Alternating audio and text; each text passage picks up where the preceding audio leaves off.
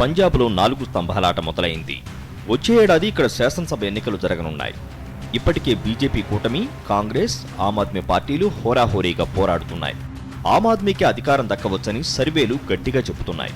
ఈ తరుణంలో మరో పార్టీ తెరపైకొచ్చింది. బీజేపీకి గుడ్ బై చెప్పిన మాజీ క్రికెటర్ సిద్ధు వేరే కుంపటి పెట్టుకున్నారు. ఆప్లో చేరతారని ప్రచారం జరిగినప్పటికీ ఆ వార్తలను తోసిపుచ్చి ఆవాజ్ ఏ పంజాబ్ పేరుతో సొంత పార్టీ ఏర్పాటు చేసుకున్న సిద్ధు బీజేపీ కూటమి, కేజ్రీవాల్ పార్టీలపై తీవ్ర విమర్శలు గుప్పించారు. దీంతో త్రిముఖ పోరు కాస్త చతుర్ముఖ పోరుగా మారిపోయింది. ఇదిలా ఉంటే కాంగ్రెస్ పార్టీలోనూ ముసలం పుట్టే పరిస్థితులు కనిపిస్తున్నాయి. రాహుల్ గాంధీ తీరుపై అసంతృప్తితో ఉన్న అమరీందర్ సింగ్ కూడా సొంత పార్టీ పెట్టే యోచనలో ఉన్నట్టు సమాచారం. ఇదే జరిగితే బహుముఖ పోరు తప్పదు.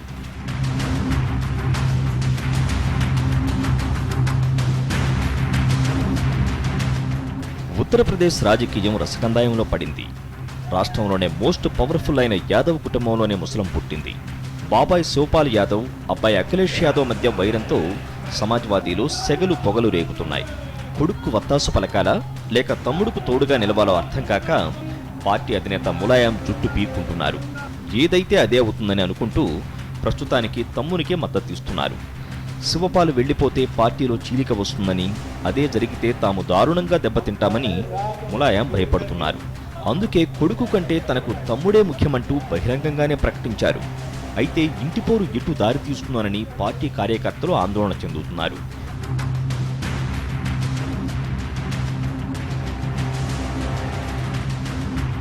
బీహార్లో అధికార కూటమిలో రగడ రాజుకుంది. మోదీని మట్టి కరిపించిన మహాకూటమి ముక్కలు చెక్కలయ్యే పరిస్థితి ఏర్పడుతోంది. గ్యాంగ్స్టర్ షాబుద్దీన్ కారణంగా అధికార కూటమిలో విభేదాలు తలెత్తాయి.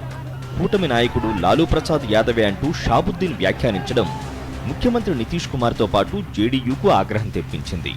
ఫలితంగా ఇటీవల వరకు కలిసిమెలిసి ఉన్న ఆర్జేడీ, జేడీయూ పార్టీలు ఇప్పుడు పరస్పరం కత్తులు దూసుకుంటున్నాయి. ఈ రెండింటి మధ్య ఎక్కడ అడకత్తెరలో పోకచెక్కలా నలిగిపోవలసి వస్తుందనని భయపడుతున్న కాంగ్రెస్ పార్టీ ప్రస్తుతానికి జేడీయూ పక్షాన నిలిచింది. పంజాబ్, యూపీ, బీహార్ పరిణామాలు అంతిమంగా ఎవరికి లాభిస్తాయనేది ఇప్పుడు హాట్ టాపిక్గా మారింది. బీజేపీకి వ్యతిరేకమైన ఈ పార్టీలన్నీ ఇప్పుడు తమలో తామే గొడవకి దిగడం కమల దళానికి కలిసొచ్చే అంశమని విశ్లేషకులు భావిస్తున్నారు. విచిత్రం ఏంటంటే కాంగ్రెస్ పార్టీకి మాత్రం దీనివల్ల పెద్దగా ఒరిగేదేమీ లేదనే వాదన వినిపిస్తోంది.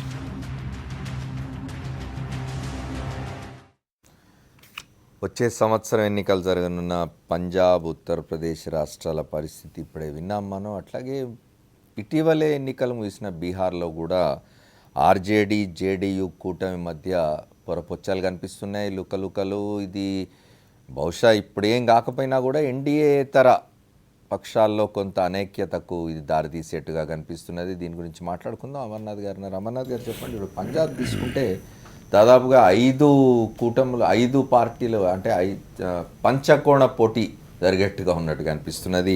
ఒకటి భారతీయ జనతా పార్టీ అకాలీదళ్ కూటమి, రెండవది కాంగ్రెస్, మూడవది ఆమ్ ఆద్మీ పార్టీ, నాలుగవది సిద్ధు ఇప్పుడు ప్రారంభించిన ఆవాజే పంజాబ్ పార్టీ.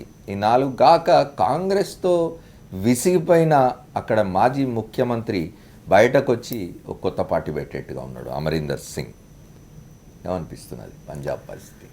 ఇప్పుడు ఇక్కడ పంజాబ్కి సంబంధించి ఇప్పుడు యాంటీ ఇంకంబెన్సీ తోటి 2 సార్లు గతంలో వరుసగా గెలిచారు. వాళ్ళు కలిసి యాంటీ ఇంకంబెన్సీ తోటి వాళ్ళు సతమతం అవుతున్నారు. రెండోది కరప్షన్ ఛార్జెస్ కూడా సుఖ్బీర్ బాదల్ మీద కానీ లేకపోతే ప్రకాష్ సింగ్ బాదల్ ఇతర కుటుంబ సభ్యుల మీద కానీ చాలా తీవ్రంగా వినపడుతున్నాయి.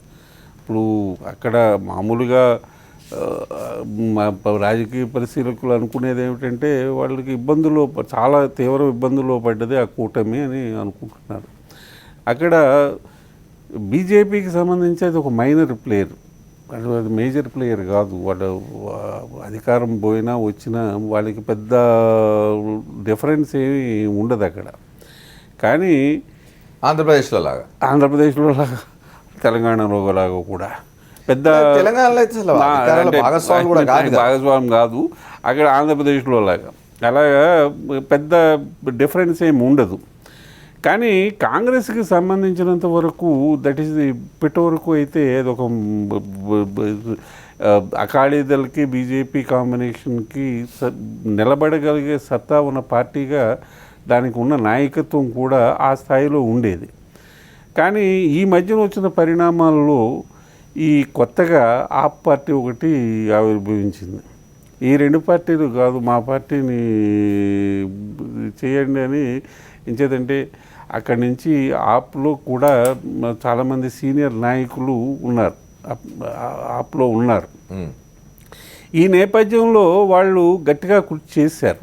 ఒకటేంటంటే ఈ మన సిద్ధు లాంటి వారిని తీసుకొచ్చి తమ సారథ్యంలో నడిపించుకోవాలని. కానీ అప్పుడు చాలా స్పెక్యులేషన్స్ వచ్చినాయి. కానీ తొలినాళ్లలో అదే వినిపించింది. ఎక్కడ జరిగింది అంటారు ఆమ్ ఆద్మీ పార్టీకి సిద్ధుకు? ఇప్పుడు అంటే మామూలుగా పొలిటికల్ సర్కిల్స్లోని ప్రెస్ క్లబ్ గాసిప్లోని వినపడేది ఏమిటంటే ఈ సిద్ధుని చీఫ్ మినిస్టర్ చేయడానికి కేజ్రీవాల్కి ఇష్టం లేదని, ఆయనకి స్పష్టమైన హామీ ఇవ్వడానికి ఏదో బయట నుంచి ఇతరుల చేత మాట్లాడించడమే కానీ వాళ్ళు మాట్లాడుకున్నప్పుడు ముఖ్యమంత్రిని చేస్తానని, మిమ్మల్ని ప్రొజెక్ట్ చేస్తాము, మిమ్మల్ని డిక్లేర్ చేస్తాము అని ఆయనకి హామీ ఇవ్వకుండా మీరు ముందు వచ్చి చేరండి తర్వాత ఆలోచిద్దాము అని ఒక గట్టిగా వినపడుతున్నది. అది ఎంతవరకు నిజమో ఎవరికి తెలియదు. కానీ ఆమ్ ఆద్మీ పార్టీ వాళ్ళే చెప్పేది ఏమిటంటే మేము ముఖ్యమంత్రి పదవి సంగతి తర్వాత మాకు అసలు ముఖ్యమంత్రి క్యాండిడేట్ని అనౌన్స్ చేసే సాంప్రదాయమే లేదు, తర్వాత ఎమ్మెల్యేలు అయ్యాక చేసుకున్నాం, అదే సిద్ధుకు చెప్పాము తప్పించి ఆయన చేయకూడదని కానీ చేస్తామని కానీ మేము ఎప్పుడు అనలే అనేటప్పటికీ సిద్ధుకి అక్కడి నుంచి పార్టీ నుంచి వచ్చినప్పుడు ఆయన ఏదో ఇప్పుడు పంజాబ్లో ఆయన బీజేపీ నుంచి రావడానికి ప్రధాన కారణం ఏమైనా ఐడియాలజికల్ డిఫరెన్సెస్ తోటి కాదు, వాడితోటి ఉన్న ఒకటే ఏమిటంటే ఆయన అకాలీదళకి వ్యతిరేకంగా ఉన్నారు. రెండోది గతసారి 2014 ఎలక్షన్లో ఆయనకి అమృత్సర్ సీట్ ఇవ్వడంలో అరుణ్ జైట్లీకి ఇచ్చి ఆయనకి డినై చేయడము అదొక కడుపు మంటతోటి ఉన్నారు ఆయన. ఈ నేపథ్యంలో ఆయన ముఖ్యమంత్రి ఇప్పుడు అకాలీదళకి ఇప్పుడు ఆయన బీజేపీలో ఉన్నప్పుడు కూడా అకాలీదళకి వ్యతిరేకంగా మాట్లాడారు. ఆ నేపథ్యంలో ఆయన గట్టి పోటీ ఇవ్వాలి అంటే బీజేపీతో ఉంటే లాభం లేదనుకుని బయటకు వచ్చారు. కానీ ఒకటి ఇక్కడ చెప్పుకోవాల్సింది ఏంటంటే కాస్త ప్రిన్సిపల్ రాజకీయాలకు ఆయన నిలబడ్డారు. ఆయన నామినేటెడ్ పదవి అది, దానికి ఏ పార్టీలో చేరాలని నామినేటెడ్ పదవికి 6 months టైం ఉంటుంది. నామినేటెడ్ రాజ్యసభ మెంబర్కి 6 months టైం ఉంటుంది. ఆ 6 monthsలోనే వాళ్ళు డిక్లేర్ చేయాలి. They have to write to the chairman saying that I'm going to be with that party. Until then they have the flexibility. అది ఉపయోగించుకునే అవకాశం ఆయనకు ఉంది. కానీ భారతీయ జనతా పార్టీలో ఉన్నాడు ఆయన. అంతకుముందు భారతీయ జనతా పార్టీలో ఉన్నాడు, వారి పార్లమెంటు సభ్యుడిగా ఎన్నికయ్యాడు. ఇప్పటికే ఆయన వైఫ్ కూడా మొన్నటి వరకు బీజేపీ సభ్యురాలుగా ఉంది, ఇప్పుడు రాజీనామా చేసింది. అదే అంటే కానీ ఒక ప్రిన్సిపల్ స్టాండ్ తీసుకుని నేను వెళ్ళిపోతున్నాను కనుక నాకు అది అక్కర్లేదు, నేను నా కాళ్ళ మీద నేనే నిలబెడతానని వచ్చారు. ఇప్పుడు కొత్త పరిణామం ఏంటంటే ఆయన కొత్త పార్టీ పెట్టారు. అధికారికంగా భారతీయ జనతా పార్టీకి రాజీనామా చేశారు. అంటే దాకా భారతీయ జనతా పార్టీ చెప్తూ వచ్చింది ఆయన రాజ్యసభ సభ్యత్వానికి రాజీనామా చేసినారు కానీ ఇంకా భారతీయ జనతా పార్టీ తర్వాత చేశారు. అంటే అవన్నీ ఇప్పుడు రాష్ట్రపతి రాజ్యసభ మెంబర్షిప్కి రిజైన్ చేసినప్పుడే it is apparent that is going out. అది ఇంకా తర్వాత అన్ని ఫార్మాలిటీస్. ఆయన ఈలోగా అది రిజైన్ చేశాక విదేశీ పర్యటనకి వెళ్ళాడు. విదేశీ నుంచి వచ్చాక అంటే ఒకటి అమర్నాథ్ గారు, భారతీయ జనతా పార్టీ కనుక ఆయన రాజ్యసభకు రాజీనామా చేసినాక కూడా రేపు జరగబోయే ఎన్నికల్లో మీరే ముఖ్యమంత్రి అభ్యర్థి అని ఉంటే భారతీయ జనతా పార్టీతో ఉండేవాడేమో. అలాగంటారు కుదరదు కదా. ఇప్పుడు ప్రీడామినెంట్ పార్టీ అక్కడ ఇప్పుడు ఇక్కడ చంద్రబాబు నాయుడుకి అలా అంటే ఆయన ఊరుకుంటాడు. అలాగే బాదళ్ళు Shiromani Akali Dal that is prominent, that is predominant party there. Right. UP చాలా పెద్ద ఇష్యూ అది. ఇంకొకసారి మళ్ళీ వస్తాను మీ దగ్గరికి, మిగతా పెద్దలతో మాట్లాడుతాం. శ్రీనివాసరావు గారు ఉన్నారు మనతో, మార్క్సిస్ట్ పార్టీ కేంద్ర కమిటీ సభ్యులు, వారితో కూడా మాట్లాడదాం. శ్రీనివాసరావు గారు నమస్కారం. పంజాబ్ ఉత్తరప్రదేశ్ రాజకీయాలు చూస్తున్నారు మీరు. పంజాబ్ ఉత్తరప్రదేశ్ కాకుండా బీహార్లో కూడా, బీహార్ ఇప్పుడు వెంటనే శాసనసభ ఎన్నికలు లేకపోయినా ఎన్డీఏ ఏతర పక్షాల ఐక్యత కొంత గందరగోళంలో పడుతున్నట్టుగా ఉంది. పంజాబ్ యూపీల పరిస్థితి చూస్తే ఏమనిపిస్తున్నది మీకు? వామపక్షాల పరిస్థితి ఏంటి మొత్తంలో? అంటే పంజాబ్లో కానీ ఉత్తరప్రదేశ్లో కానీ వామపక్షాలు పెద్ద ప్రభావితం చేయగలిగినటువంటి స్థితిలో లేవు. కానీ ఈరోజు పంజాబ్లో సిపిఐ, సిపిఎం, ఇతర కొన్ని శక్తులు అన్నీ కలిసి ఒక ప్రత్యేకమైనటువంటి ఫ్రంట్గా ఏర్పడి ప్రజల ముందుకు పోవడానికి ప్రయత్నం అయితే చేస్తున్నాయి, ఈ కాంబినేషన్స్తో సంబంధం లేకుండా. కానీ అక్కడ ఎన్నికలు దగ్గరకు వస్తున్నాయి కాబట్టి సహజంగానే పంజాబ్లో కానీ ఉత్తరప్రదేశ్లో కానీ పార్టీల మధ్య ఆయారాములు, గయారాములు, లేదంటే మార్పులు చేర్పులు, కాంబినేషన్లు చాలా జరుగుతూ ఉంటాయి. సహజమైనటువంటి మార్పులు కొన్ని జరుగుతున్నాయి. ఇప్పుడు పంజాబ్లో కొత్తగా వచ్చినటువంటి పరిణామం ఆమ్ ఆద్మీ ప్రవేశం, ఒక శక్తిగా వాళ్ళు అక్కడ ఎవాల్వ్ అయ్యారు కాబట్టి వాళ్ళ ప్రభావం ఎలా ఉంటుంది అనేది. ఇప్పుడు కొత్తగా రాజీనామా చేసి పంజాబీ షహీద్ పెట్టినటువంటి సిద్ధు, దాని ప్రభావం ఎలా ఉంటుంది అనేది. సిద్ధుకు సంబంధించిన వరకు నా అంచనా పెద్దగా ఒక పొలిటికల్ ఫోర్స్గా ఎవాల్వ్ అయ్యే అవకాశం లేదు. బీజేపీ ఓట్లను చీల్చి సెక్యులర్ ఫోర్సెస్ సహాయపడతాడా, లేదా యాంటీ బీజేపీ ఓట్లు చీల్చి సెక్యులర్ ఫోర్సెస్ని బలహీనపరుస్తాడా అనేది ఆయన నిర్వహించేటువంటి పాత్రను బట్టి ఉంటుంది. 2 విధాల అంచనాలు వస్తున్నాయి. ఇప్పటికైతే మనం స్పష్టంగా ఇది అని ఇప్పుడు నిర్ధారణకి రాలేము. కాబట్టి సిద్ధు యొక్క ప్రభావం ఓవరాల్ గెలుపోట్ల మీద పెద్ద ఉండదు. కాకపోతే బీజేపీ మీద ఎలాంటి ఎఫెక్ట్ ఉంటుంది అనేటువంటిది మాత్రమే. ఒక ఇది నానుడి, ఇది ఒక వినికిడి ఏమిటంటే బీజేపీ వాళ్ళు, ఆర్ఎస్ఎస్ వాళ్ళు ఒక పథకం ప్రకారం అతను బయటికి పంపించి యాంటీ ఎస్టాబ్లిష్మెంట్ ఓట్లు ఆమ్ ఆద్మీ పోకుండా ఉండటం కోసం నిలబెట్టారు పక్కనే అని చెప్పి అంటున్నారు. ఎందుకంటే ఆమ్ ఆద్మీ వారు చెప్పారు, మన ఆపు స్పష్టంగా చెప్పింది వాళ్ళు, ఎన్నికల తర్వాత ఏదైనా తప్ప ముందుగా మేము పలానాళ్ళు ముఖ్యమంత్రి చేస్తామని చెప్పని ఎటువంటి హామీ వాళ్ళు ఇవ్వటాన్ని నిరాకరించారు. సహజంగానే సిద్ధు తన సొంత మార్గాన్ని ఎంచుకున్నాడు. కాబట్టి ప్రధానమైన పోటీ రేపు ఈ మూటి మధ్య ఉంటుంది. కాంగ్రెస్, ఆమ్ ఆద్మీ, బీజేపీ అకాలీదళ కాంబినేషన్ మధ్య ఉంటుంది. ప్రధానమైన సమస్య ఏంటంటే గత 2 టర్మ్స్లో కూడా బీజేపీ అకాలీదళాలు అనేక సమస్యలు పరీక్షించారు. ముఖ్యంగా లాస్ట్ 4-5 సంవత్సరాల్లో వ్యవసాయ సంక్షోభం చాలా తీవ్రంగా ఉంది. అది ప్రధానంగా వ్యవసాయ రాష్ట్రం. రైతుల్లో పెద్ద ఎత్తున అసంతృప్తి ఉంది. ఎక్కడ పడితే అక్కడ మనకి ఆందోళనలు, తిరుగుబాట్లు కనిపిస్తున్నాయి. రెండో వైపున దళిత సమస్య ఒకటి సీరియస్. అక్కడ మొత్తం జనాభాలో దాదాపు 30% దళితులు ఉన్నారు. వాళ్ళ ఆర్థిక పరిస్థితి మరింత క్షీణించింది. ఇదొక ముఖ్యమైనటువంటి సమస్యగా ఇప్పుడు పంజాబ్లో ముందుకు వస్తున్నది. మూడవది కొత్త సమస్య ఏంటంటే అకాలీదళ పరిపాలనలో పాత 1980s టైం నాటి డివిసివ్, అంటే విచ్ఛిన్నకరమైన శక్తులు, ఉగ్రవాదానికి మూలమైనటువంటి కొన్ని శక్తులు తిరిగి పుంజుకోవటానికి, తిరిగి ఆ బీజాలు నాటడానికి ప్రయత్నం చేస్తున్నాయి. కానీ అకాలీదళ బీజేపీ ప్రభుత్వ వైఫల్యంగా చెప్పుకోవచ్చు దాన్ని. శ్రీనివాసరావు గారు, జాతీయ ఐక్యత కూడా ఈరోజు చెప్పండి. శ్రీనివాస్ గారు, ఒక్క విషయం అండి. ఇప్పుడు ఆమ్ ఆద్మీ పార్టీ దగ్గరికి వచ్చేసరికి గతంలో ఢిల్లీ శాసనసభ ఎన్నికలు లేదా పార్లమెంట్ ఎన్నికల నాటికి ఉన్న ఒక క్రెడిబిలిటీ అనండి, ఆ ఇమేజ్ అనండి ఆమ్ ఆద్మీ పార్టీది తగ్గిపోతున్నట్టుగా ఉంది కదా. ఢిల్లీ గవర్నమెంట్లో జరుగుతున్న వ్యవహారాలు కానివ్వండి, అసలు పంజాబ్లోనే ఆమ్ ఆద్మీ పార్టీ నాయకత్వం మీద తీవ్రమైన విమర్శలు వస్తూ ఉన్నవి. అది కరెక్టే. అంటే ఢిల్లీకి సంబంధించి మనం తొందరపడి నిర్ణయించాలి. ఎందుకంటే ఇక్కడ మధ్యతరగతిలో మీరు చెప్పింది కరెక్ట్, మధ్యతరగతి మీద దాని ఇంపాక్ట్ ఉంది, కొంత దాని ఇమేజ్ తగ్గింది. కానీ అదే సమయంలో వాళ్ళ పొలిటికల్ బేస్ని కింద తరగతుల్లో పెంచుకోగలుగుతున్నారు. ముఖ్యంగా విద్య, వైద్య రంగాల్లో నీరు, కరెంటు ఇలాంటి సమస్యలు కొన్ని తీసుకొని వాళ్ళు కొంత పునాదిని వాళ్ళు సస్టైన్ చేసుకోవడానికి, దాన్ని పదిలం చేసుకోవడానికి ప్రయత్నం చేస్తున్నారు. దాని తక్కువ అంచనా వేయడం, ఎందుకంటే అది మీడియాలో కనిపించదు. మిడిల్ క్లాస్ ప్రభావం ఎక్కువ ఉంటుంది కాబట్టి మనకి ఇమీడియట్గా ఎక్స్పోజర్ కనిపిస్తున్నది. పంజాబ్లో కూడా ఇన్ఫైటింగ్ ఉంది, ఆమ్ ఆద్మీలో వాళ్ళు ఇన్ఫైటింగ్ ఉంది.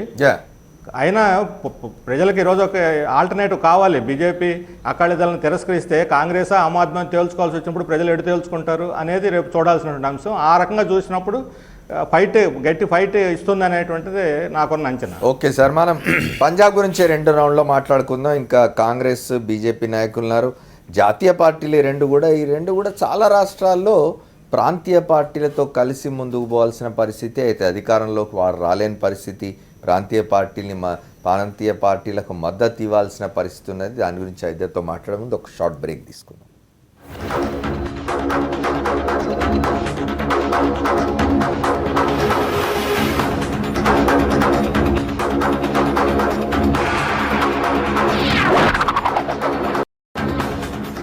Welcome back to the fourth estate. మనం పంజాబ్, ఉత్తరప్రదేశ్ రాష్ట్రాల్లో జరగబోతున్న ఎన్నికలు, అట్లాగే బీహార్లో ఇటీవలే జరిగిపోయిన ఎన్నికలు, అక్కడ రాజకీయ పరిస్థితుల గురించి మాట్లాడుకుంటున్నాం.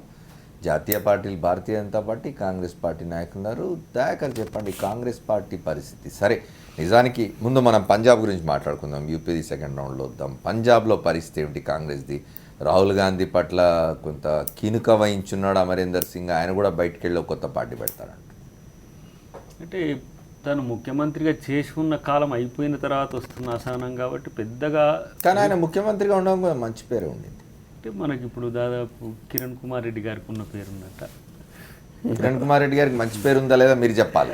కాంగ్రెస్ నాయకులు. అదే ఏ పేరు ఆయన ఉందో- మంచి పేరుతో వెళ్ళారా లేదా అనేది మీరు చెప్పాలి. ఏ పేరుందో ఇప్పుడు మనం కూడా జడ్జి చేసుకుంటే ఇప్పుడు వారు ఎక్కడ ఉన్నారో కూడా తెలుస్తుంది. కానీ ఓకే, కొత్త నాయకత్వానికి అవకాశం ఇచ్చినప్పుడు పాత నాయకులు ఎప్పుడు కూడా సపోర్టివ్గా ఉండాలి. స్వార్థం కొరకు పోతే ప్రజలు కూడా గమనిస్తారు.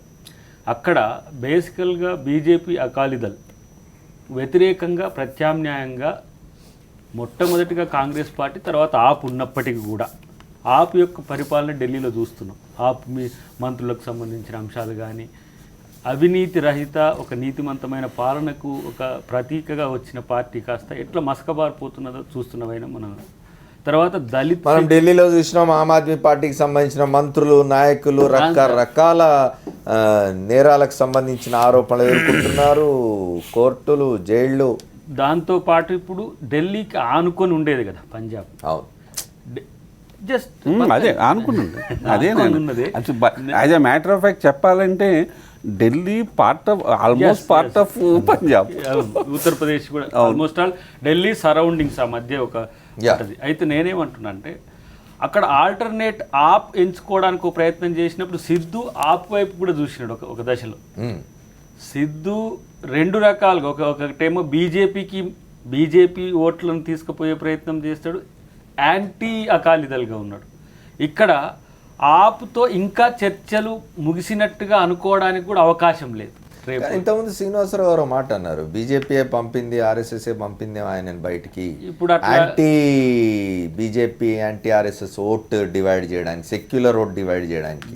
నేను ఒప్పుకోడు అట్లా అనుకోవడానికి అవకాశం లేదు. కానీ నాకున్న అంచనా మేరకు ఆప్తో ఆయన సెయిలింగ్లో ఉన్నాడు ఇప్పటికి కూడా. ఆప్తో అధికారాన్ని షేర్ చేసుకోవడానికో లేకపోతే తను ఒక శక్తిగా ఎదగడానికి, ఐడెంటిటీ క్రైసిస్ నుంచి ఐడెంటిటీని పెంచుకోవడానిక అనే చర్చ పక్కన పెడితే, ఈ ఎవరు బీజేపీ అకాలీదళ్కు ఒక ప్రత్యామ్నాయంగా ఉంటారు అన్నప్పుడు డెఫినెట్గా గతంలో పాలించిన కాంగ్రెస్ పార్టీనే ఉంటుంది, జాతీయ పార్టీగా ఉండే అవకాశం ఉంటుంది. ఈ మధ్యనే జరుగుతున్న సంఘటనలు కూడా, పాకిస్తాన్తో జరుగుతున్న సంఘటనలు కూడా అవి కాంగ్రెస్కు అనుకూలంగా ఉండే అవకాశం ఉంది. దళిత్ సెక్షన్ చాలా మేజర్ సెక్షన్. అక్కడ యాంటీ దళిత్ పాలసీ బీజేపీకి అక్కడ కలిసి వస్తుందా లేదా అనేది ఒక టెస్ట్గా ఉండే అవకాశం కూడా ఉంది.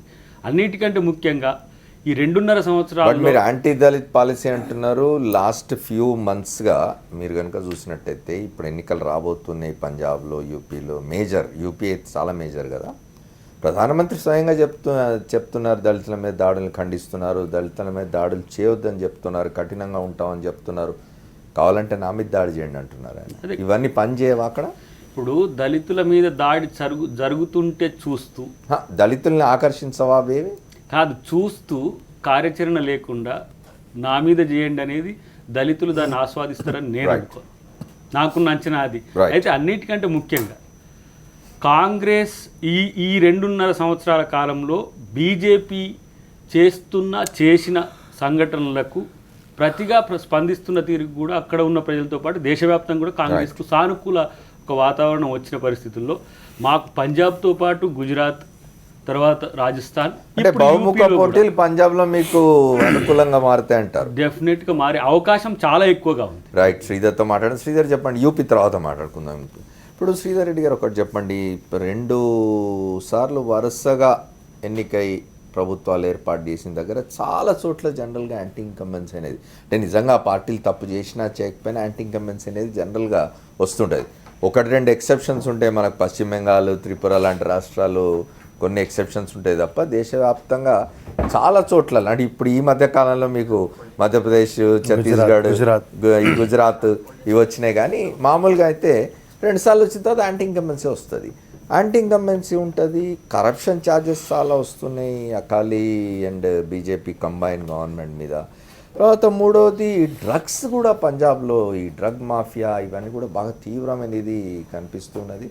ఇప్పుడు సిద్ధు బయటికి వెళ్ళిపోవడం ఇవన్నీ కూడా బీజేపీ కంబైన్కి నష్టం చేసేటివి కనిపిస్తున్నాయి పంజాబ్. అంటే మీరు అన్నది కొంత నిజం ఉండొచ్చు, ఎందుకంటే ఆఫ్టర్ 2 terms కొద్ది గొప్ప జనరల్గా గవర్నమెంట్ మీద ఎక్స్పెక్టేషన్స్ ఉండడము ఇవన్నీ కొన్ని ఉంటాయి. ప్లస్ ఇప్పుడు న్యూ జనరేషన్ నేను ఎక్కడో చూశాను, overall 8% will be added to the total electorate, the new 18 years and plus వచ్చేవారు కొత్త ఎలక్టరేట్. వీళ్ళ యొక్క ఎక్స్పెక్టేషన్స్ గవర్నమెంట్స్ మీద ఎట్లా ఉంటాయనే దాని మీద 8% is not a small chunk. That's going to be one of the deciding factor in the Punjab elections, forthcoming ఎలక్షన్స్లో. ఆ section you are hopeful of this section coming to. ఖచ్చితంగా ఇవాళ యువత ఎక్కడున్నా కానీ భారతదేశంలో ఇక నరేంద్ర మోడీ గారి యొక్క పరిపాలన చూసిన తర్వాత ఆటోమేటిక్గా మీరు నిన్న ఒక ఇయర్స్లో మీరు యూత్కి ఎంత ఎంప్లాయ్మెంట్ ఇవ్వగలిగినారు, ఎంత హోప్ ఇంక్రీజ్ చేయగలిగారు? క్రాస్గా ఇన్ని కోట్ల మందికి ఇచ్చాము. ఎంప్లాయ్మెంట్ కంటే కూడా ఉపాధి, ఉద్యోగాలు ఇచ్చామని అనట్లేదు. ఉపాధి విషయంలో ఈ ప్రభుత్వం ఉద్యోగం అనే కాదు ఉపాధి గత అనేక ప్రభుత్వాల మీద ఎడ్జ్ స్కోర్ చేసామన్నమాట మాత్రం వాస్తవం. రైట్. స్కిల్ డెవలప్మెంట్ కావచ్చు, మరొకటి కావచ్చు. ఇవాళ ఈ యువత Punjab is not an exception, అదొకటి. రెండవది ఇవాళ యాంటీ ఇన్కంబెన్సీని స్కోర్ ఎన్కాష్ చేసుకునేటటువంటి పరిస్థితి కూడా ప్రత్యర్థిబాటులోకి ఉండాల్సినటువంటి అవసరం ఉంది అన్నటువంటి పరిస్థితుల్లో.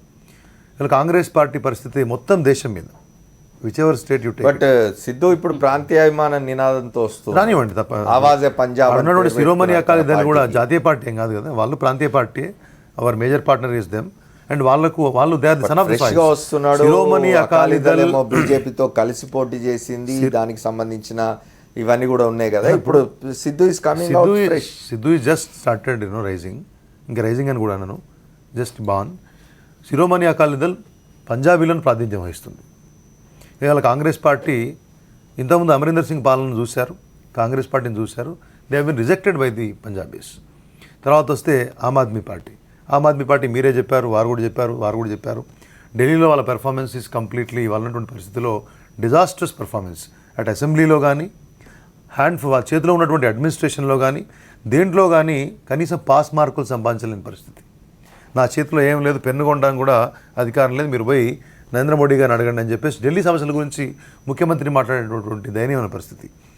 పంజాబ్లో ఉన్నటువంటి ఢిల్లీ పంజాబ్లో రేపు ఆమ్ ఆద్మీ పార్టీ అధికారంలోకి వస్తే నరేంద్ర మోడీ కెనాట్ కంట్రోల్ పంజాబ్. అధికారం అనేది ఇప్పుడు ఒకటి ఏంటంటే యాంటీ ఇన్కంబెన్సీ దృష్టిలో పెట్టుకొని కొన్ని ఇనిషియల్ స్పార్కల్స్ కనబడినా కానీ over a period of time అక్కడ ఎవరైతే పంజాబ్లో ఆప్ని ముందుకు తీసుకెళ్లారో అతన్ని పార్టీ నుంచి బహిష్కరించారు. ఎవరు జాయిన్ అవుతున్నారు పంజాబ్ ఆప్లో అంటే శిరోమణి అకాలీ దళ్లో తిరస్కరించబడ్డ వాళ్ళు, ఆరోపణలు ఉన్న వాళ్ళు, లేకపోతే కమ్యూనిస్ట్ పార్టీలలో ఉండి భవిష్యత్తు అగమ్యగోచరంగా కనబడుతున్న వాళ్ళు, కాంగ్రెస్లో అమరీందర్ సింగ్ లాంటి వాళ్ళ నియంతృత్వాన్ని తట్టుకోలేక బయటకు వచ్చేవాళ్ళు. ఈ రిజెక్టెడ్ గుంపు అంతా కలిసి ఆప్లో జాయిన్ అయితే వీళ్ళకు ఒక క్రెడిబుల్ స్టేటస్ ఉండదు ప్రజలలో. కాబట్టి ఒకవేళ ఎంతో కొంత యాంటీ ఇన్కంబెన్సీ ఉన్నా కానీ దాన్ని ఎంకాష్ చేసుకునే పరిస్థితుల్లో ఎవరున్నారు? ఇందుకు శ్రీనివాసరావు గారు అన్నట్లు సిద్ధు ఇస్ జస్ట్ బాన్. ఏంటంటే సిద్ధుకి అంత స్థాయిలో పంజాబ్లో పంపారని బయటికి, అది సరే వారి యొక్క ఊహాగానం పొలిటికల్ అంటే బీజేపీని ఒక యాంగిల్లో చూపించడం కోసం అనుమానాలు వ్యక్తపరిచి ఉండొచ్చు, కానీ అంత అవసరం భారతీయ జనతా పార్టీకి ఉండబోదు.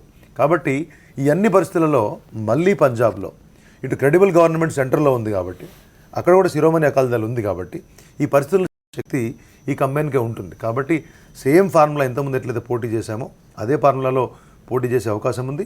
ఈ మిగతా 3 కూడా ఇవి క్రెడిబుల్ ఆల్టర్నేటివ్స్ కాదు పంజాబ్ యొక్క డెవలప్మెంట్కి అనే విషయాన్ని పంజాబ్ ప్రజలు గ్రహిస్తారు. మీరు మళ్ళీ ఏం సిద్ధును టేమ్ చేసే ప్రయత్నం, it's a matter of time. If you wants to return, you will return. ఖచ్చితంగా బీజేపీ నుంచి ఎవరైనా వెళ్ళినప్పుడు కొన్ని అభిప్రాయాలతో పోయినప్పుడు మార్చుకొని రావడానికి ఎప్పుడూ అవకాశం ఉంటుంది. Different issue altogether. కానీ గివెన్ ఏ సిచ్యువేషన్ ఖచ్చితంగా no credible alternative in Punjab. ఖచ్చితంగా Shiromani Akali Dal BJP combine will win again. Right, thank you. Amarnath garu, ఉత్తరప్రదేశ్కి వద్దాం. మనం ఉత్తరప్రదేశ్లో పరిస్థితి చూడండి. మన ఉత్తరప్రదేశ్ పోయినట్టయితే అధికారంలో ఉన్న సమాజ్వాదీ పార్టీ కొట్లాడుకుంటున్నారు, ఇన్ఫైటింగ్ చాలా జరుగుతున్నది. ఇప్పుడు 4 ఎంపీలు గెలిచి పంజాబ్లో ఆమ్ ఆద్మీ పార్టీ నేను అధికారంలోకి వచ్చేస్తాను అనుకుంటున్న స్థితిలో, నిజానికి వాళ్ళు ఉత్తరప్రదేశ్లో చూస్తే గత పార్లమెంట్ ఎన్నికల్లో భారతీయ జనతా పార్టీ స్వీప్ చేసింది కదా. ఏం ఉండాలి అక్కడ? నిజానికి యూపీలో కాంగ్రెస్కు స్టేక్స్ లేవు. కాంగ్రెస్లు ఇద్దరే, సోనియా గాంధీ గారు, రాహుల్ గాంధీ గారు ఇద్దరే గెలిచారు, Amethi and Raebareli. Versus BJP has one majority seats కదా. మెజారిటీ కాదు, మొత్తం స్వీప్ చేసింది కదా. 71 సీట్స్ వాళ్ళకి, ఒక రెండేమో అప్నాదల్కి అంటే 73 అవుట్ ఆఫ్ 80 దే గాట్ 73 అంటే 7. దాంట్లో 5 ఆ నేపథ్యంలో చూసినప్పుడు సమాజ్వాదీ పార్టీ అధికారంలో ఉన్న సమాజ్వాదీ పార్టీలో లుకలుకలు ఇవన్నీ చూసినప్పుడు భారతీయ జనతా పార్టీ అక్కడ అధికారంలోకి వచ్చే అవకాశం కనిపించడం లేదా? అంటే చూడాలి అది. అంటే యాంటీ ఇన్కంబెన్సీ అక్కడ బాగా పనిచేస్తున్నట్టు కనపడుతుంది. అంటే బీజేపీకి ఇది స్వీప్ చేసిన పరిస్థితి ఇవాళ కనపడడం లేదు అక్కడ. అంటే అఖిలేష్ యాదవ్ ఇన్ఎక్స్పీరియన్స్ కూడా చాలా యాక్ట్ చేస్తున్నట్టుగా ఉంది. ఇన్ఎక్స్పీరియన్స్ కానీ దానికి అన్నిటికన్నా అసలు ఏమిటంటే వాళ్ళ ఫ్యామిలీలో ఉన్న డిస్ప్యూట్స్, వాళ్ళ ములాయం సింగ్ పిల్లలు ఒక పక్క, ములాయం సింగ్ పిల్లలు ఇంకొక పక్క ఏమో ఆయన తమ్ముళ్ళు, ఆయన బావమరుదులు, వీళ్ళంతా అది ఒక సమూహం. ఇప్పుడు 5 ఉన్నారు అంటే 5 అందరూ కూడా ఆయన ఫ్యామిలీ సభ్యులే. ఇప్పుడు మన పార్లమెంట్ కిందకైన 5 కూడా ఆయన ఎవ్వరు బయట వాళ్ళు ఒక్కడు కూడా లేరు. ఆ నేపథ్యంలో ఆయనది ఇప్పుడు చంద్రబాబు నాయుడు నుంచి ఆయన నేర్చుకోవాల్సిన చాలా ఉంది. ఎంచేతంటే ఆయన చంద్రబాబు నాయుడు ఫ్యామిలీని చాలా రిస్ట్రిక్ట్ చేస్తాడు. ఆయన కొడుకు, లేకపోతే ఓ పక్క తిరిగితే బియ్యంకుడు, లేకపోతే బావమరిది, కనవాడు అందరినీ బయట పెట్టేశాడు. ములాయం సింగ్ యాదవ్ది అలా జరగలే. ఆయన తమ్ముళ్ళు, ఆయన కొడుకులు, ఆయన కూతుళ్ళు, అందరూ, ఆయన మనవళ్ళు, ఆయన చాలా పెద్ద హ్యూజ్ ఫ్యామిలీ అయిపోయింది. హ్యూజ్ ఫ్యామిలీ అవడంతో ఒక స్టేజ్కి వచ్చాక ఇప్పుడు వాళ్ళు రాజకీయాల్లో గత ఆల్మోస్ట్ 20-25 ఇయర్స్గా ప్రిడామినెంట్ ఫోర్స్గా అధికారంలో ఉన్నా లేకపోయినా సరే ప్రిడామినెంట్ ఫోర్స్గా ఉన్నారు వాళ్ళు. ఆ ప్రిడామినెంట్గా ఉన్న ఫోర్స్గా ఉన్న ఒక ఫ్యామిలీ ఈ వాళ్ళు వచ్చేటప్పటికి వాళ్ళ పిల్లలు ఎదుగుతున్నారు, యాస్పిరేషన్స్ పెరుగుతున్నాయి. దాంట్లో పంపకాలు, అధికార పంపకాలు, ఇతర పంపకాల్లో కూడా వాళ్ళ మధ్య అభిప్రాయ భేదాలు, అంటే పెద్దవాడికి వీటన్నిటి దృష్ట్యా సమాజ్వాదీ పార్టీకి ఇబ్బందులే ఉన్నాయి, చాలా ఇబ్బందులు లాభం చేసేదే. కానీ అన్నిటికన్నా ఇంకొకటి ఏంటంటే ఒకటి ఏమిటంటే 2014లో ఉన్న ఆ నేపథ్యంలో ఆ స్వీప్లో వచ్చిన పరిస్థితి ఇప్పుడు లేదు. రైట్. ఇప్పుడు ఈ శ్రీధర్ రెడ్డి ఒప్పుకోకపోయినా ఆ షైనింగ్ ఇప్పుడు లేదు. ఆ షైనింగ్ లేదు కనుక 71 సీట్లు తెచ్చుకున్న పార్టీ, అంటే మొత్తం వాళ్ళ ఎలఐ తోటి 73 సీట్లు తెచ్చుకున్న పార్టీ ఇవాళ అక్కడ ఎగ్జిస్టెన్స్, అంటే అధికారంలో రావడానికి గట్టిగా పోటాడవలసిన పరిస్థితి ఏర్పడ్డది. శ్రీనివాసరావు గారు చెప్పండి, ఉత్తరప్రదేశ్లో ఇవాళ సమాజ్వాదీ పార్టీ అధికారంలో ఉన్న సమాజ్వాదీ పార్టీ పరిస్థితి చూసిన తర్వాత 2014 పార్లమెంట్ ఎన్నికల్లో అంత అద్భుతమైన స్థానాలు సాధించిన భారతీయ జనతా పార్టీకి అవకాశం లేదా? ఉత్తరప్రదేశ్లో largest state in the country. ఉత్తరప్రదేశ్లో 2 అంశాలు ఉన్నాయండి అమర్ గారు. చెప్పండి సార్. ఒకటి, సమాజ్వాదీ పార్టీ డిస్క్రెడిట్ అయింది, వాళ్ళ ప్రతిష్ట బాగా దెబ్బతింది, అందులో ఏం సందేహం లేదు. ప్రజల్లో చాలా వరకు బలహీనపడింది. వాళ్ళ ఇన్ఫైటింగ్ వల్లే కాదు, వాళ్ళ పాలసీల వల్ల, అడ్మినిస్ట్రేషన్ లోపాల వల్ల కూడా వాళ్ళు బాగా అప్రతిష్ట పాలైంది. నేను అదే అన్నాను, inexperience of Akhilesh Yadav also added to it. అయితే 2014లో బీజేపీ జాతీయ స్థాయి ఎన్నికలు కాబట్టి సహజంగా ప్రజలు అప్పుడు మొగ్గారు. మోడీ మీద ఉండే నమ్మకం, భ్రమలు ఏమన్నా అనండి. ఈ 2 ఏళ్లలో బాగా తగ్గిపోయినాయి. మన బీహార్, ఢిల్లీ ఎన్నికలు చూసాం, పూర్తి రివర్స్లో వచ్చింది రిజల్ట్. యూపీ కూడా అంతకు భిన్నంగా ఉండదు. ఎందుకంటే ఈరోజు ఎస్పీకి ప్రత్యామ్నాయంగా బీఎస్పీ అవాల్వ్ అవుతున్నది. మరలా మాయావతి కానీ లేకపోతే దళితుల మీద దాడులు కానీ ఘటనలన్నిటి తర్వాత ఒక సర్వే 3% గెయిన్ అయింది బీఎస్పీ పార్టీ, మాయావతి గారి పార్టీ. అందువల్ల అక్కడ ఎక్కువ అవకాశాలు అవాలు కావటానికి కానీ దానికి బీఎస్పీకి అవకాశం ఉంది. అయితే కాంగ్రెస్ ఏ రోల్ ప్లే చేస్తుంది, బీజేపీ కూడా ఈ మధ్య బాగా ఎదురు దెబ్బలు తగిలాయి. అక్కడ కూడా వాళ్ళ వాళ్ళ అంతర్గతమైనటువంటి ఇప్పుడు అపనాదాళ్ళ విషయం చెప్పారు. అపనాదాళ్ళలోనే చీలికి వచ్చింది ఒక సెక్షన్, వాళ్ళ తల్లి అపనాదాల్లో చీలికొచ్చింది. ప్రధానమంత్రి నరేంద్ర మోదీ గెలిచిన వారణాసిలో కూడా మున్సిపల్ ఎన్నికలు ఓడిపోయినట్టున్నారు. వారణాసిలోనే అవును వారణాసిలోనే స్థానిక సంస్థల ఎన్నికల్లో వాళ్ళు దెబ్బతిన్నారు. అందువల్ల పూర్తి ప్రతికూలమైన పరిస్థితి. కేంద్రంలో బీజేపీ అధికారంలో ఉంది, ఏదో చేస్తారని ఎక్స్పెక్ట్ చేసిన ప్రజల యొక్క నమ్మకం యూపీలో స్పష్టంగా కనిపిస్తుంది. ఇందాక వాళ్ళు అన్నట్టుగా UP half of the UP ఢిల్లీని ఆనుకుని ఉంది, ఢిల్లీ ప్రభావం కూడా అక్కడ ఉంటుంది. కేంద్ర ప్రభుత్వంలో బీజేపీ యొక్క వైఫల్యం యూపీలో స్పష్టంగా ప్రతిబింబిస్తున్నది. అందుకని బీజేపీ అవాల్వ్ అయ్యే అవకాశం లేదు, 2014 రిపీట్ అయ్యే అవకాశం లేదు. బీఎస్పీకే ఆ ఛాన్సెస్ ఎక్కువ ఉన్నాయి అక్కడ. ఓకే, మనం దయాకర్ చెప్పండి. సోనియా గాంధీ టూర్ చేసినారు మొన్న. సరే అనారోగ్యం కారణంగా మధ్యలో వచ్చేయాల్సి వచ్చింది, కానీ ఒక మంచి ఇంప్రెసివ్ ర్యాలీ లేదా ఇంప్రెసివ్ గ్యాదరింగ్ అనిపించింది. కాంగ్రెస్ ఏమన్నా ఇదే మీరు శీలా దీక్షిత్ని అక్కడికి ముఖ్యమంత్రిగా పంపుతున్నట్టున్నారు. మన తెలుగు మీడియాలో అక్కడ జరిగే సంఘటనలు ఏవి కూడా రాకుండా నెగిటివ్ మంచాలు ఎత్తుకపోయినాయో లేకపోతే కంచాలు తిన్నాయో వేస్తారు. కానీ అక్కడ హనుమాన్ వాడికి పోయిన తర్వాత సగటు హిందువులతో పాటు ఒక 20 రోజుల తర్వాత రాబోతున్న రాజీవ్ గాంధీ హత్య అనంతరం జరిగిన సంఘటనలు అవన్నీ కూడా అక్కడ మననంలోకి వస్తున్నాయి. తర్వాత రామ మందిరం, బాబ్రీ మసీద్ కూల్చివేతకు సంబంధించిన అంశాలు కూడా చర్చకు వస్తున్న పరిస్థితి యూపీ పేపర్లో చూస్తాం మనం. తర్వాత మేజర్ ఏంటి అంటే జాట్ ముస్లిం కలయిక కాకుండా దళిత్ ముస్లిం కలయిక మాకు కలిసి వచ్చే అవకాశం, అది బీఎస్పీ ఎంత షేర్ చేసుకుంటుంది, మేమెంత షేర్ చేసుకుంటాం అనే దగ్గర కొంత అనుమానాలు ఉన్నప్పటికీ కూడా ఇది ఒక రకంగా బీజేపీకి ఎస్పీ ఎప్పుడైతే బీహార్లో బీజేపీతో కలిసి ఉండే ప్రయత్నం చేసిండ్రో, అంటే జనతా పరివార్ ఏదైతే ఆ ప్రయోగం విఫలమైన తర్వాత ఎస్పీ కంప్లీట్గా బీజేపీ కంట్రోల్లో ఉన్నదనేది ఉత్తరప్రదేశ్ ప్రజలకు తెలియందిగా. తర్వాత శీలా దీక్షిత్ వచ్చిన తర్వాత మాకు 17-18% ఉన్న బ్రాహ్మణ్ కమ్యూనిటీలో ఒక పెద్ద బలం. ఒకవైపు రాహుల్ గాంధీ ఇటు రోహిత్ వేములయ్య అంశంలో కావచ్చు, అటు కనయ్య కుమార్ అంశంలో కావచ్చు, ఉనా సంఘటనకు కాంగ్రెస్ పార్టీ ఇచ్చిన మద్దతు కావచ్చు, అఫ్ కోర్స్ దయాశంకర్ పరిణామాల తర్వాత ఏది మాయావతి మీద చేసిన కామెంట్స్ తర్వాత ఎంత మేరకు దళిత్ ముస్లిం ఓటును మేము అక్కడ షేర్ చేసుకోగలుగుతాం. తర్వాత అన్నిటికంటే ముఖ్యంగా క్షేత్రంలో జరుగుతున్న అక్కడ ప్రచారం ఏంటి అంటే కళ్యాణ్ సింగ్ ఆ రోజు ముఖ్యమంత్రి, ఆ రోజు తన యొక్క ఏదైతే అటల్ బిహారీ వాజ్పేయి అండ్ అడ్వాణి వీళ్ళిద్దరూ నమ్మ చూపి ఆ రోజు జరిగిన బాబ్రీ మసీద్ కూల్చివేతకు సంఘటనకు సంబంధించిన అంశాలు ఇప్పటికీ ఉత్తరప్రదేశ్లో మేము చెప్పే ప్రయత్నం చేస్తున్నాం. 25 సంవత్సరాల క్రితం పోయిన మా పవర్ కాస్త ఈసారి పుంజుకునే అవకాశంతో పాటు రేపు ఎస్పీ బీజేపీ ఫెయిల్యూర్ మాకు ఎక్కువ కలిసి వస్తా అని ఒక అంచనా ఉంది. మేబీ నేను అనుకుంటున్నా ఢిల్లీ ప్రభుత్వం అంటే కేంద్ర ప్రభుత్వం అనుసరిస్తున్న విధానాల్లో 32% పైగా దళితుల యొక్క ఆత్మగౌరవం కాపాడే పార్టీగా కాంగ్రెస్ పార్టీ అక్కడ వాళ్ళ యొక్క మదిల్లో మేము ఉంటామనే ఆలోచన మాకు చాలా. రైట్ దయాకర్, నేను శ్రీధర్ రెడ్డి గారితో మాట్లాడే ముందు ఇంకొక షార్ట్ బ్రేక్ తీసుకొని వస్తాను.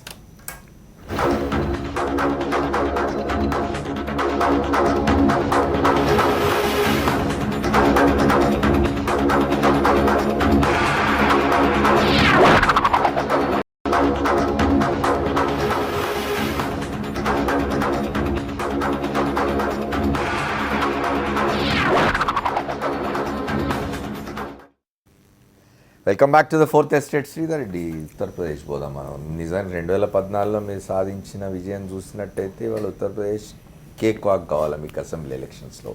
కానీ వాళ్ళ బహుజన్ సమాజ్ పార్టీ మాయావతి మీద మీ లీడర్లు మాట్లాడిన మాటలు, తర్వాత ఇతర పార్టీలు ఆరోపిస్తున్నట్టుగా మీరు తీసుకున్న దళితుల విషయంలో ప్రధానమంత్రి మాట్లాడుతుండొచ్చు, కానీ దళితుల మీద జరుగుతున్న దాడులు ఇట్లాంటివన్నీ ప్రచారం జరుగుతుంది. అంటే రేపు మీరు కాంగ్రెస్ అయితే మాకు పోటీ కాదనే మాట్లాడతారు మీరు, కానీ సమాజ్వాదీ పార్టీయా బహుజన్ సమాజ్ పార్టీయా ఎవరిని ఎదుర్కోబోతున్నది భారతీయ జనతా పార్టీ ఉత్తరప్రదేశ్లో? ఇప్పుడు అక్కడ కూడా మీకు 4 కార్నర్ కాంటెస్ట్ అని మనం ఆడుతుంటే, ఒకటి మేము ఇప్పటిదాకా వక్తలు మాట్లాడారు, శ్రీనివాసరావు గారు మాట్లాడినా మేము రేపొద్దున ప్రైమ్ పొజిషన్లో ఉన్నాం, గెలిచే అవకాశం ఉందని చెప్పినటువంటి దయాకర్ గారు కాంగ్రెస్ పార్టీ కూడా మీరు చూడండి ఎంతసేపటికి క్యాస్ట్ పాలిటిక్స్ మీద బేస్ అయి మాడుతూ ఉన్నారు. అండ్ ఖచ్చితంగా రేపొద్దున మీరు అది ఉండదు అనుకుంటున్నారు? ఉండదని అనట్లే, భారతదేశ రాజకీయాలన్నీ కూడా కులరహితంగా, పర్టికులర్లీ ఎన్నికల రాజకీయాలు కులరహితంగా నడుస్తున్నాయా? నేను అనట్లేదు, ఐఎమ్ నాట్ సేయింగ్. కాకపోతే 2014 జనరల్ ఎలక్షన్స్ని మీరు ప్రామాణికంగా తీసుకుంటే ఎన్ని రకాల ప్రచారాలు జరిగినా, ఎన్ని కాస్ట్ క్యాల్కులేషన్స్ అయినా కానీ డెవలప్మెంట్ ప్లాన్ మీద మేము ఎజెండా మీద నరేంద్ర మోడీ గారు దేశం మొత్తం తిరిగారు. అదే రిజల్ట్ ప్రజలు కూడా వర్క్ ఇచ్చారు. ఇవాళ యూపీలో కూడా the issue is development. Cost issues ఉన్నాయి అక్కడ. మీరు దళిత్స్ ఉన్నారు, మైనారిటీస్ ఉన్నారు, దాంట్లో మళ్ళీ ఓబీసీస్లో రకరకాల కాస్ట్లు ఉన్నారు, అన్నీ ఉన్నారు. కానీ ఎండ్ ఆఫ్ ది మరి మీరు అక్కడ పోగానే మాయావతి ఓ ప్రశ్న అడుగుతారు, నేను గతంలో యూపీని 6 రాష్ట్రాలుగా విభజించండి అని చెప్పి అధికారికంగా శాసనసభలో తీర్మానం చేసి పంపాను నేను. మీరు ఆంధ్రప్రదేశ్ విభజనను సమర్థిస్తారు, అంతకుముందు మీరే స్వయంగా 3 రాష్ట్రాలు ఇస్తారు. యూపీని విభజించకుండా 80 జిల్లాలతో ఎట్లా అభివృద్ధి చేస్తారు మీరు అని అడిగితే, మేము మాయావతికి రెస్పాన్సిబుల్ కాదు, we will be responsible and accountable. Sir you cannot forget Mayawati is a political leader sir. Mayawati ఒకటండి, మాయావతి అడిగే మాయావతి ప్రశ్నలకు సమాధానం ఇవ్వడానికి భారతీయ జనతా పార్టీ లేదు. యూపీ ప్రజలకు సమాధానం ఇవ్వడానికి, యూపీ ప్రజల సమస్యల్ని ఏమార్చడానికి, అక్కడ డెవలప్మెంట్ కోసం మేము రెస్పాన్సిబుల్గా ఉంటాం. Not for Mayawati. డెవలప్మెంట్ అన్నప్పుడు ఇంత పెద్ద రాష్ట్రం, ఇంత రాష్ట్రంలో నేను చెప్పేందంటే బేసికల్లీ డెవలప్మెంట్ సాధ్యమే, ఇప్పుడు ఉంది కాబట్టి ప్రస్తుతం. ఎందుకంటే ప్రజల నుంచి డిమాండ్ రావడం అనేది కూడా అంతే సమయంలో ఇంపార్టెంట్. ఇక్కడ 2-3 అంశాలు ఉన్నాయి. మీరు కాస్ట్ పాలిటిక్స్లోకి వచ్చినప్పుడు అది మాట్లాడతాను, కానీ we are going to contest the UP elections on the development plan. ఇది చాలా క్లియర్గా ప్రభుత్వం వైపు నుంచి చెప్పారు. దళితులను నో అబ్సల్యూట్లీ నాట్. అక్కడికి వస్తున్నా నేను. ఉత్తరప్రదేశ్ రాష్ట్రం కాదనట్లేదు, నేను కాదనట్లేదు, ఆడికి వస్తా ఉన్నాను చెప్తాను. అక్కడ ఒకటి ఇప్పుడున్నటువంటి అఖిలేష్ యాదవ్ గవర్నమెంట్ యొక్క failure, whether it is law and order situation, poll ప్రామిసెస్ని ఏమాత్రం పోయినాము, ఇంటర్నల్ ఫ్యామిలీ ఫ్యూడ్, ఇవన్నింటినీ కాకుండా అక్కడ ఓన్లీ హోర్డింగ్ల మీద, బిల్ బోర్డ్స్ మీదనే అభివృద్ధి చూపించారు తప్పితే అభివృద్ధిని పట్టించుకోవట్లేదు అనే విషయం మాత్రం మాకు కనబడతా ఉంది. ఫ్యామిలీలో డిస్ప్యూట్స్ అంటే క్రెడిబిలిటీ పోతూ ఉంది. బీఎస్పీ మాయావతిని ఇంతకుముందు ప్రజలు తిరస్కరించారు, మళ్ళీ వారిని దగ్గర తీసుకునేటువంటి ప్రయత్నం ఆ స్థాయిలో ఎక్కడ కూడా జరగలేదు. అప్పుడున్నటువంటి అవినీతి, వాళ్ళు ఉన్నప్పుడే విగ్రహాలు పెట్టించుకోవడము, కోట్లాది రూపాయలకు ప్రజాధనాన్ని లూటీ చేయటము, వాటిని దుర్వినియోగం చేయడం, ఇవన్నీ కూడా యూపీ ప్రజల మనసులోంచి పోలేదు. ఇకపోతే యాంటీ దళిత్ పాలసీ అని మాడుతున్నారు, అది ఎక్కడా లేదు, అది కల్పించబడింది. ఇప్పటికి కూడా మీరు దళితులను ఓటు బ్యాంకు లాగానే చూస్తూ ఉన్నారు. వీళ్ళంతా గత ఎలక్షన్స్లో భారతీయ జనతా పార్టీ వైపు ఉన్నారు కాబట్టి వారందరినీ ఏమార్చి డైవర్ట్ చేసి మళ్ళీ ఓట్లు వేయించుకోవాలన్నటువంటి కుట్ల యంత్రం దీంట్లో ఉందనే విషయాన్ని మీరు వాళ్ళు అర్థం చేసుకోవాలని చెప్తే ఎవరైనా అనుకుంటే అది వారు ఆత్మహత్య చేసుకుంటూ అవుతుంది. ఒకటి మీరు చూసుకోండి, వాళ్ళ బీహార్లో మేము ఓడిపోయామని చెప్పినా కానీ, అస్సాంలో గెలిచినా కానీ, లేకపోతే ఇతర ఢిల్లీ ఎలక్షన్స్లో కూడా 2014 జనరల్ ఎలక్షన్స్లో ఆయా అసెంబ్లీ సెగ్మెంట్స్లో ఎంతైతే ఓట్ షేర్ మాకు వచ్చిందో అంతే ఓట్ షేర్ గెలిపోవడంతో సంబంధం లేకుండా ఈ అన్ని రాష్ట్రాల్లో మాకు అసెంబ్లీ ఎలక్షన్స్లో, including Bihar, I'm saying you. కాబట్టి వాళ్ళ అస్సాం యొక్క విజయము మా పార్టీ క్యాడర్లో ఒక కన్విన్సింగ్ దిస్ థింగ్. అంటే బీహార్లో ఓటమి తర్వాత కూడా అస్సాం యొక్క విజయం అనేది ఎక్కడ 40% ముస్లిం మైనార్టీ వర్గాలు ఉన్న దగ్గర, ఉత్తరప్రదేశ్ జాగ్రఫికల్లీ మీరన్న కాస్ట్ పరంగా డిఫరెన్స్ ఉంది, కానీ పార్టీ క్యాడర్ హస్ గాట్ సోషలాజికల్లీ అదంతా కరెక్టే, నేను కానట్లేదు. కానీ అస్సాంలో కూడా 40% మంది మైనార్టీలు ఉన్నారు, ఇక్కడ మైనార్టీస్ ఉన్నారు. నేను చెప్పొచ్చేది ఏంటంటే మా ఓట్ షేర్ ఈ అన్ని రాష్ట్రాల్లో అట్లే ఉంది, provided same vote share being continued in the all assembly segments. అక్కడ మాకు కేక్ వాక్ అవుతుంది. ఇక్కడ కాంగ్రెస్ పార్టీ గురించి ఒక మాట చెప్పాలి కదా, మేము బ్రాహ్మిన్ ఓపెన్ గా మాట్లాడుకుంటున్నారు, బ్రాహ్మిన్ క్యాండిడేట్ పెట్టాము, 17% తోటి గవర్నమెంట్ ఫామ్ చేసినట్లయితే నేనేమంటా అంటే మీతో దళిత మీరనే మాట అంటే మీరనే దళితవాదము, మీరనే ఓబీసీ వాదము. మాయావతి గెలిచినప్పుడు కూడా అట్లాంటి కాంబినేషన్స్ తోటి వచ్చింది, కానీ ఆ కాంబినేషన్ ఇక్కడ వీళ్ళు ప్రయత్నం చేయట్లేదు. ఓన్లీ ఆ ఓట్ షేర్ మీద మాత్రమే. ఇవాళ ఎక్కడ కూడా దళితులు బీజేపీకి వ్యతిరేకమయ్యారు అనేటువంటి అబద్ధము మీరు ప్రయత్నం చేస్తూ ఉన్నారు. శ్రీధర్, ఓకే, నేను ఒక్క నిమిషం శ్రీనివాస గారితో మాట్లాడి మీ దగ్గరకు వస్తాను. శ్రీనివాస గారు ఒకటి చెప్పండి, భారతీయ జనతా పార్టీ అంటే ఈ గత 2.5 సంవత్సరాల కాలంలో ఎక్కడెక్కడ శాసనసభలకు ఎన్నికలు జరిగినా భారతీయ జనతా పార్టీ చెప్తూ వస్తుంది ఒకటి ఏంటంటే, మీరు చూడండి మేము ఎక్కడ లేని చోట ఓట్ షేర్ ఎట్లా పెంచుకున్నామో చూడండి అంటుంది. ఇప్పుడు మీరు పశ్చిమ బెంగాల్లో చూసినా, ఇంకో చోట చూసినా, ఇంకో చూసినా భారతీయ జనతా పార్టీ తీసుకొస్తున్న వాదన అదే. ఏమంటారు మీరు దానికి? కేరళ, బెంగాల్లో వాళ్ళు 2014లో ఓట్ షేర్ పెంచుకున్నారు వాస్తవమే, కానీ మొన్న 2016లో జరిగిన ఎన్నికల్లో 2 చోట్ల కూడా ఓట్ షేర్ తగ్గింది, పెరగలేదు. వాస్తవం కాదు. అది BJP 2011 పెరిగింది, కానీ 14తో పోల్చుకున్నప్పుడు తగ్గింది అక్కడ కూడా. అలాగే ఢిల్లీలో తగ్గింది, బీహార్లో తగ్గింది. వాళ్ళు చెబుతున్నటువంటి ఢిల్లీలో ఓటింగ్ పర్సెంటేజ్ యాస్టేజ్ నిలబడింది అనేది కూడా కరెక్ట్ కాదు, 2% తగ్గింది ఇక్కడ కూడా. ఓకే, సమస్య ఏంటంటే ప్రజలు వాళ్ళు అభివృద్ధి అనే దాని మీద వెళ్తున్నారు, కానీ ఇప్పుడు అభివృద్ధి అనే దాని మీద వాళ్ళకే నమ్మకం లేదు. ఎందుకంటే 2 ఏళ్లలో మ్యానుఫ్యాక్చరింగ్ ఉత్పత్తి బాగా పడిపోయింది. నిన్న ఈరోజు పేపర్లు చూసి హెడ్డింగ్లు, అన్ని పేపర్ల హెడ్డింగ్లు -2.5% మ్యానుఫ్యాక్చరింగ్ ఈ క్వార్టర్లో పడిపోయింది. అందుకని అభివృద్ధి ప్రాతిపదిక మీద వాళ్ళు ఎన్నికలకు పోలేరనేది వాళ్ళకు కూడా తెలుసు. అందుకనే ఉత్తరప్రదేశ్లో మత కల్లోలాలు రెచ్చగొడుతుంది, కుల తగాదాలు రెచ్చగొడుతుంది. ఇప్పుడు కులం అనేది రాజకీయాల్లో పాత్ర కాదంటున్నారు. అసలు కుల సమస్యను తీసుకొచ్చింది వాళ్ళు. ఎందుకంటే దళితుల మీద ఇప్పుడు పక్కనే ఉన్న హర్యానాలో నిన్న ఈరోజు 3 రోజుల నుంచి చూస్తే బక్రీద్ సందర్భంలో మొత్తం మటన్ షాపులన్నీ మూసేయించి ఇళ్ల మీద దాడులు చేశారు. మొత్తం మెగాల్ వాళ్ళ ముస్లింలు డామినేట్గా ఉండే జిల్లాలో అయితే మొత్తం టెర్రరైజ్ వాతావరణం సృష్టించేశారు. అందుకని ఇంకా కర్ణాటక, తమిళనాడులో కూడా మేమే దాడులు చేయించామని చెప్పలేదు. మీరు సంతోషం, ధన్యవాదాలు. లాండ్ ఆర్డర్ ఇష్యూస్ ప్రతి దగ్గర ఉంటాయి. కుల సమస్య, కుల వ్యవస్థను పునరుద్ధరించాలనుకుంటున్నారు, దళితులు దానికి వ్యతిరేకంగా ఉన్నారు. అది సాధ్యం కాదు. యూపీలో కూడా వాళ్ళ అది ఆటలు చెల్లవు. ఇప్పుడు అక్కడ అగ్రకులాలు కూడా అసంతృప్తి ఉంది. యూపీలో వాళ్ళు గుర్తించాల్సిన అంటే శ్రీధర్ రెడ్డి గారు వాస్తవాలను గుర్తించాలి. అక్కడ యూపీలో జాట్లో కూడా అసంతృప్తి ఉంది.